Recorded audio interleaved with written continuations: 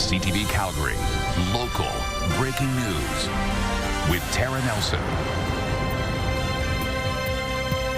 Hello and thank you for joining us. Nearly 24 people will not be returning to their homes in New Brighton anytime soon. Fire destroyed 3 houses last night and damaged several others. Terry Fikowski reports. Flames lit up the sky in New Brighton Monday night.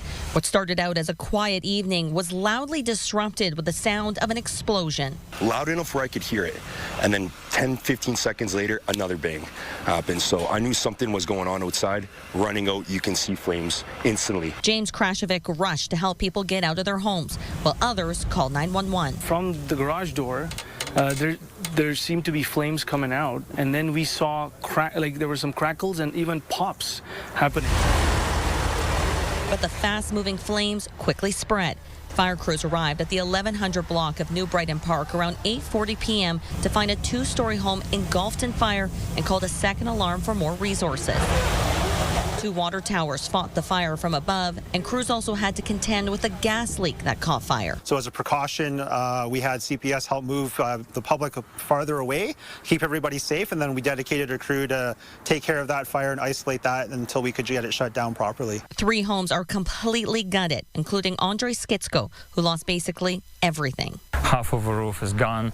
Our master bedroom on the back of a house is gone. But he's grateful he was able to get his wife and 3 children outside before the fire spread to his home. So we had basically 5-7 minutes to get out. It's difficult, especially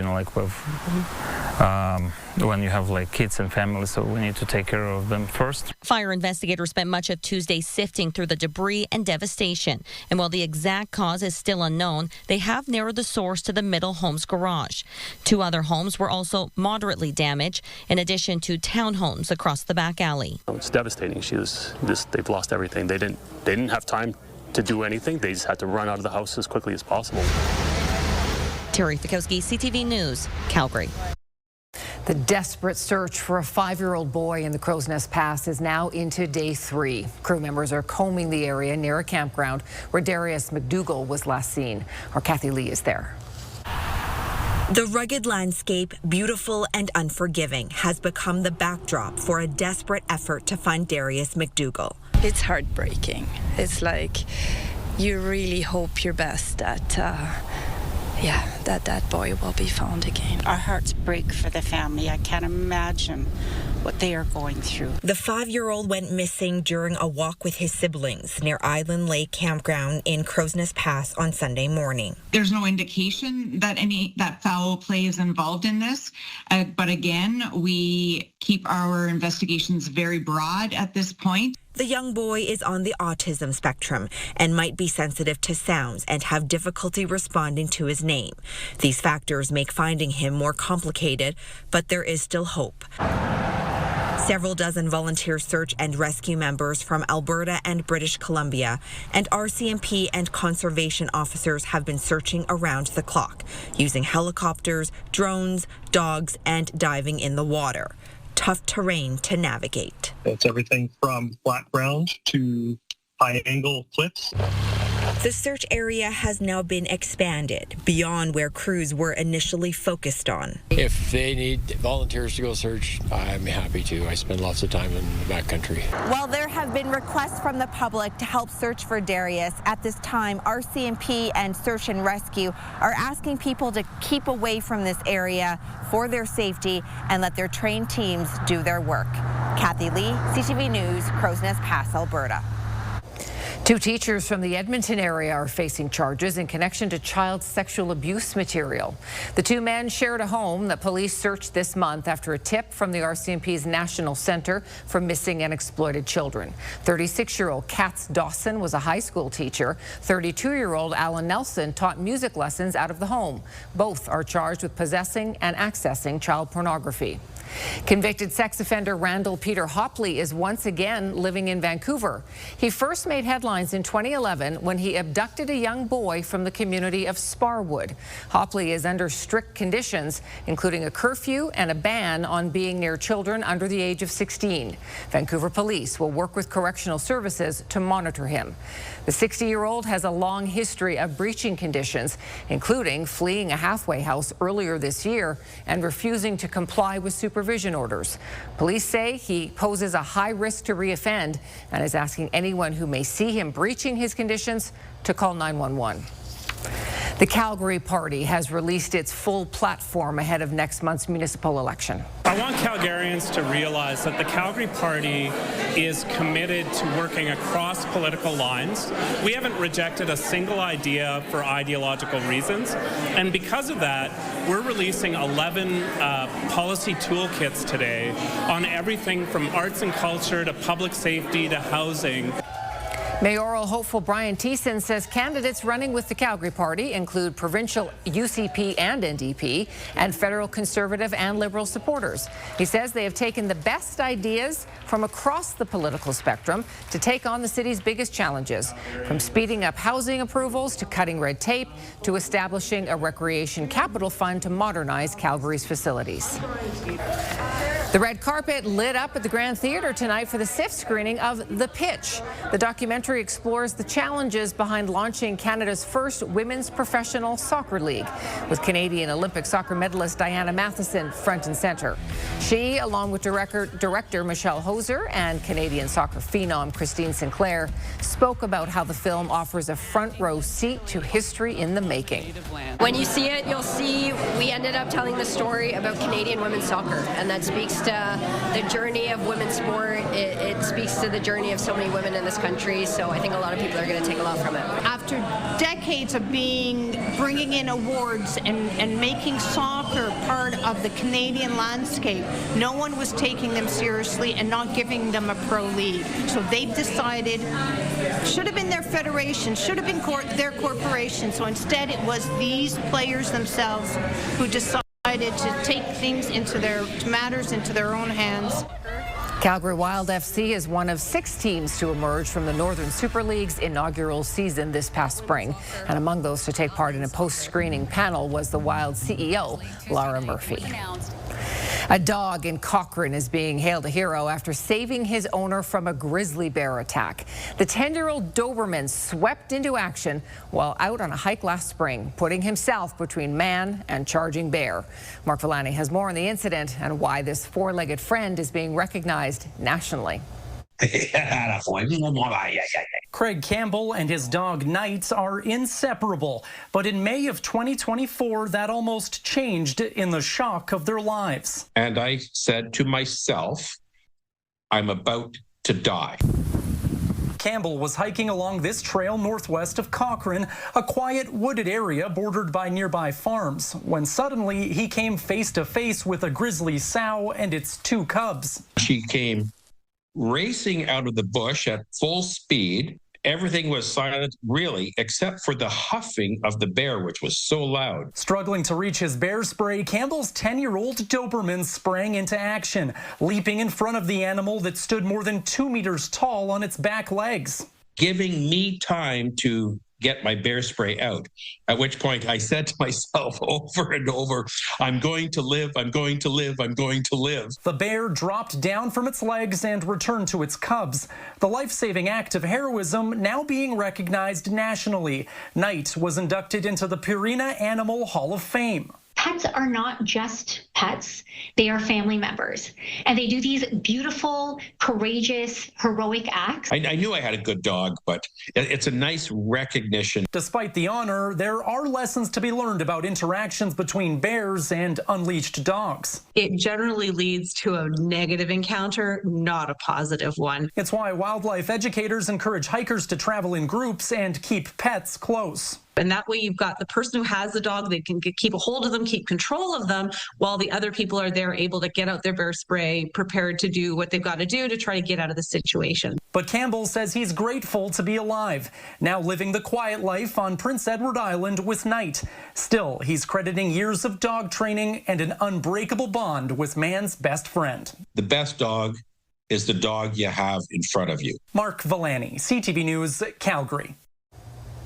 Just ahead, the family of a Calgary toddler living with a rare disorder needs help to get specialized treatment. Mila's story is just ahead.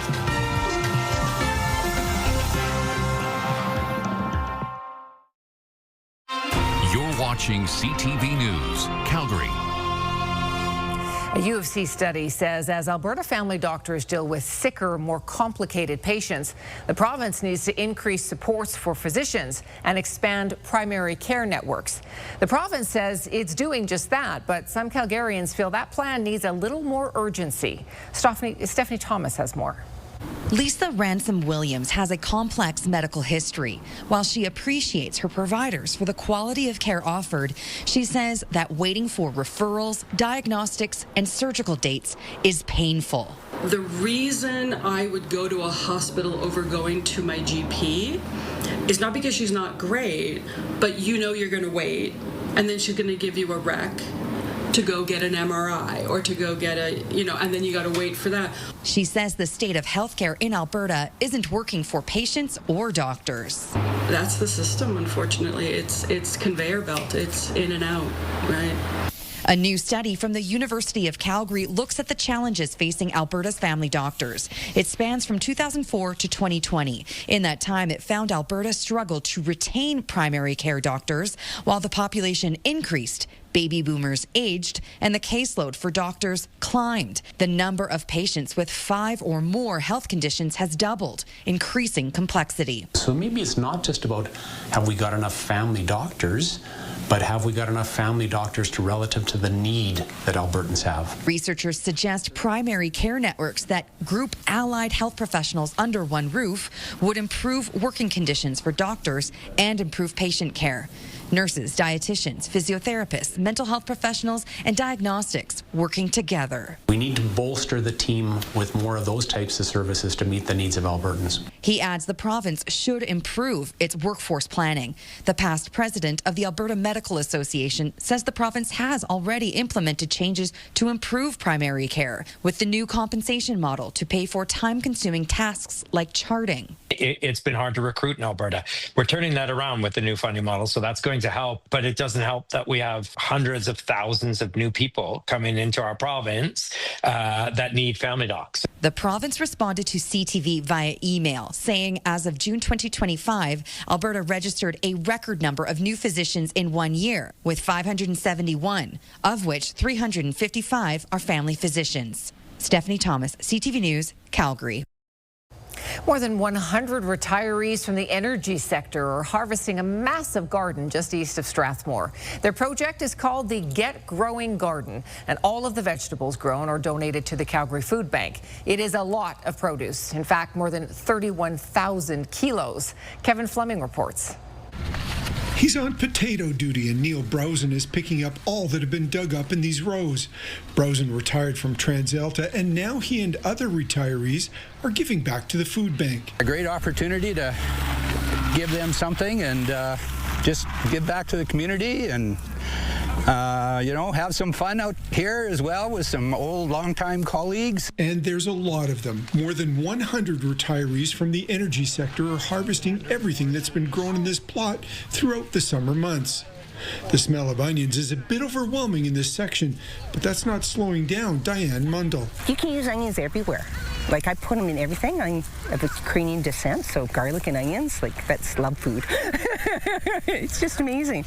We have conversations with the food bank as to what is needed most, and ends up being a lot of these root vegetables, carrots, beets, onions we have here. The land belongs to Eagle Lake Turf Farm, and Mark Jansen says it's the perfect soil to grow vegetables. These guys that you see out here, they do all the work. I think they've put in After today, it'll be about 3,000 labor hours of hard labor through the whole summer. The Get Going Garden project started 26 years ago, and it's a chance for these retirees not only to stay in touch, but also help others in their community. We're just trimming off the tops of the carrots as they come in so we can get them ready to go to the food bank. The Calgary Food Bank says this farm-to-table donation makes sure its clients have access to healthy food choices. We are going to see probably, my guess is, between 70 and 80,000 pounds of fresh produce out of this garden today. That's going to go right into the pantries and refrigerators of people who need this food the most. Kevin Fleming, CTV News, near Strathmore. Eagle Lake Turf Farm says its donation of land to the gardeners is part of its 1 Acre Difference Maker initiative. The company encourages and challenges anyone with unused land to contact the food bank and ask how it can be used to grow a crop that could help people in the community. An Airdrie toddler diagnosed with a rare vascular disease is not letting life get her down. Living with a malformation on her face and other challenges connected to the condition, her spirit still shines. As Tyler Barrow explains, her family is now fighting to ensure that she has a bright future. Mila Laskowski loves to slide, draw, and certainly smile, even though the left side of her face looks a bit different. The joy that we get out of Mila has also just been, has shone so much brighter than all the hard things that we've had to go through. After she was born in November 2023, doctors examined the swelling on her face. She spent the first month of her life in the Alberta Children's Hospital's NICU. Doctors there, and after she had genetic testing done through a hospital in Boston, confirmed she had capillary malformation, arteriovenous malformation. They had kept telling us that that's basically impossible. They've never seen that before. And it's not just cosmetic. The nearly 2-year-old also suffers from daily bleeding in her gums and nose, while her vision and hearing are also impacted. Samantha and her husband Tyler turned to the Sick Kids Hospital in Toronto, but were told there was no treatment options in Canada. Rare with Mila's case to see one so large in such a young child. The family has since been working with the Vascular Birthmarks Foundation in New York. Last fall, it connected with a doctor from Italy there who specializes in vascular surgeries and treatments. The family's focus is now to get there to help treat Mila, hoping to raise $50,000 to cover travel-related expenses for the months they will have to spend there and possible treatment costs. Come up with what's called MEST, Modified Electrosclerotherapy Treatment. This is a new treatment. Success won't be known for years after treatment, but the hope she could one day be cured is more powerful than her smile. Even though her condition's really rare, that this treatment is going to work and that she's going to be able to be home and be healed and be able to say, Mommy, I want to go and I want to go play sports or I want to go skiing. Bye. Tyler Barrow, CTV News, Airdrie. A GoFundMe has been launched to help the family cover medical and travel-related expenses. A link can be found on our website. Well, it's a beautiful evening, still quite warm. Danielle Cervoni is along next with her Skywatch forecast.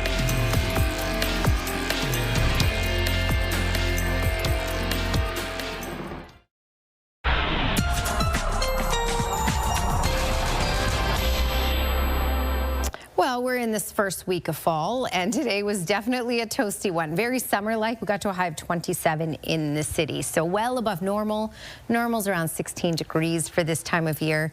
We likely won't get this hot again for the rest of the year. We'll get close, but likely not that hot. All right, hopefully you were able to enjoy a little bit of it at least. 25 was the high in Regina and Toronto, 21 in Montreal, 22 in Halifax, and off to the west of us, it was 20 in Vancouver today.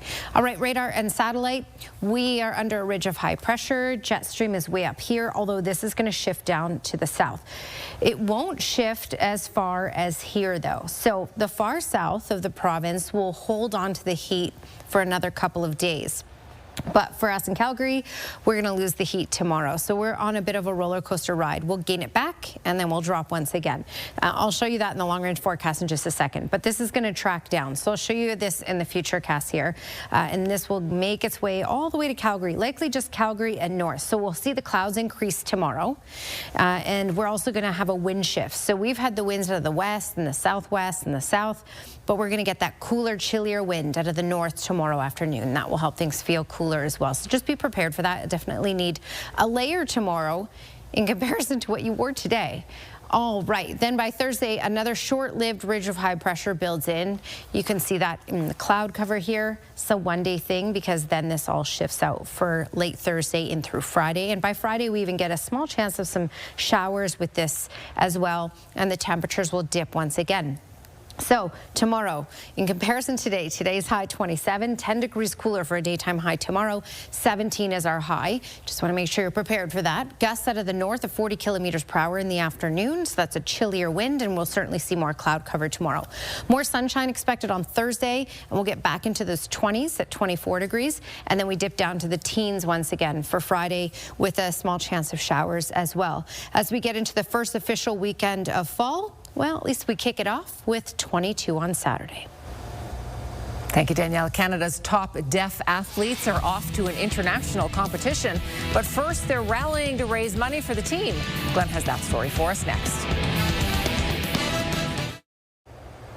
Major League Baseball is bringing challenges for balls and strikes into the sport for 2026. After each pitch, the pitcher, catcher, or batter can tap their hat or helmet to use the automatic ball strike challenge system, where a replay will show the pitch's trajectory and confirm or overturn the umpire's call.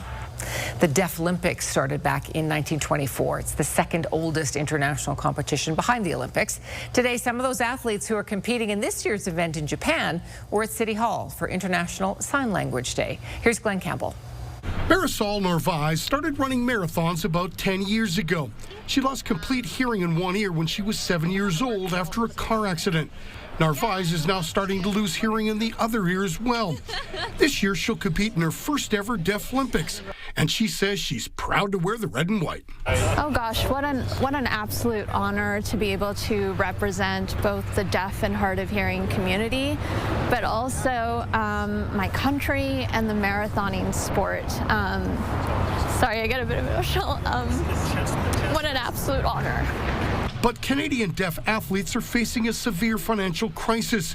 The lack of funding could jeopardize them from competing in the Deaf Olympics. This is an opportunity for elite athletes to come to an international stage, and to not be able to have that opportunity because funding was the barrier is incredibly disheartening. And I think, again, there's an opportunity to have that conversation and build awareness, but also an opportunity for people to step up and donate to athletes like myself to help send us to games like this. The Canadian Deaf Sports Association is trying to raise money to help send the athletes to the games. I know that today our economic climate has changed a great deal, and our governments are only able to offer limited support.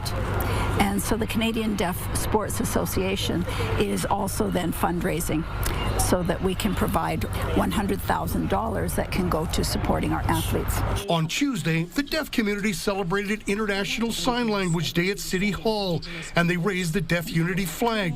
And they also had this message. Today we want to show the potential of deaf people's lives in any area of their life. Deaf people can do anything. There are just no limitations. To be deaf is to really focus on what are one's abilities, not their inabilities. Glenn Campbell, CTV Sports, Calgary. And if you'd like to donate, you can go to our website for more information. That's also where you can go for breaking news anytime. Keep it bookmarked. Thanks for your company. We'll see you tomorrow.